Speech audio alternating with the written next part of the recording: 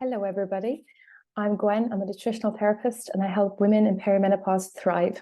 So this video is just a short one to go through, well, what is perimenopause? So first of all, let's talk about what is menopause. So menopause is one day in your life and it is exactly 12 months after your last period. So it's when your periods stop. And in most Western cultures, this is roughly around age 51. It does depend. In some countries, it's 52. For some ethnicities, it can be as early as 49, but roughly about 51. The time before menopause is called perimenopause, and this can be anywhere between 5 to 10 years for the average woman. However, for some women, it can start in their 30s, so 15 years before. There are also some women, or even teenage girls, where it happens younger, but let's talk about the average. So roughly from age 35 onwards, you might start noticing some symptoms. So what I've done here is I've just taken this diagram, I'm just going to move me out of the way, from menopausenow.com to show you some of the symptoms. So if you're saying, right, okay, I'm 44, how do I know that I'm in perimenopause? There is no blood test to diagnose perimenopause.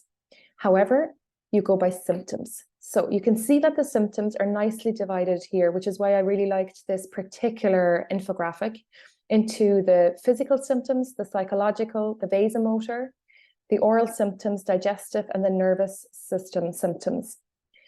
Now, just to say that there are at least 50 symptoms that are associated with perimenopause.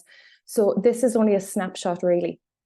When we talk about menopause, very often people assume, oh, that's not me because I don't have night sweats, I don't have hot flushes, or I haven't put on the meno belly, as it's sometimes called. So it can be easy to dismiss the other things until it gets really, really bad. 25% of women will suffer no symptoms of perimenopause. 25% of women will suffer debilitating, so really affecting their life negatively, symptoms, and about 50% of women, so about half of us, will suffer some symptoms, but it will be manageable. There are treatment options, which we can discuss in another video. So for today, it's just how do you recognize you're in perimenopause? So you can press pause on the video and read through these yourself, or you can listen to me. I'm going to go through some of them. So the vasomotor, which is the ones that we're most associated with menopause, which is the hot flushes and the night sweats, but there's also changes in our body odor. So how you sweat and what your sweat smells like. The ones that are very often overlooked are the random things like sudden gum problems and burning tongue, or a weird taste in your mouth, achy joints, and then dry skin, dry scalp, dry ears, dry nose, and dry vagina. They're kind of some really common ones, because as estrogen goes lower, we can get this dry and itchy skin. Loss of libido, obviously, is one as well, very often linked to the vaginal dryness, as well as the lowering hormones, of course. And then we have the mood swings, the irritability, the meno rage, where you're calm 1 minute and you're up to 90 the next. But also brain fog, memory issues. So you can't remember things. You walk into the room and you're like, why did I come in here? You can't remember people's names. Maybe you can't keep track of appointments.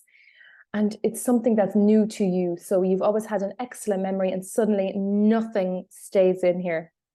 But also between anxiety and depression, maybe you've never been an anxious person, but suddenly you're really, really bad. And when you go to the GP and you discuss your symptoms, they put you on anti-anxiety or an antidepressant without kind of considering, hang on a minute, she's 42 and she's got dry, itchy skin and she's lost libido and she's suddenly got bleeding gums. All those together actually suggest it's perimenopause and not just depression. And then there's a few other physical symptoms like losing your hair, gaining weight, specifically around the middle. And then there's other things like PMS that wasn't there before, irregular cycle, maybe skipping a cycle. And very common for a lot of women is something called second puberty, where suddenly you get heavy, painful periods again. Maybe they're longer, you bleed more. So then you're losing more iron, so you're more tired. But also allergies, and what we can call a period flu. So before you get your period, you have flu-like symptoms that can become more obvious and worse in perimenopause. There's also other things like incontinence, there's headaches and migraines. And then, of course, osteopenia, osteoporosis, which you may not have as a symptom, but it might be picked up if you have a DEXA scan, or maybe, unfortunately, you have a fracture. There's also things like tinnitus and electric shock sensations. And then there's digestive system symptoms as well, like more bloating. You might have more flatulence, you might have more constipation or diarrhea, or a mix of both. So there's a lot going on. And if this sounds like you, and you don't know where to get started or where to get help, I'd invite you to follow me, my YouTube channel, my social media, my Instagram. Maybe reach out and contact me for a quick discovery call, or maybe my group coaching program might be for you.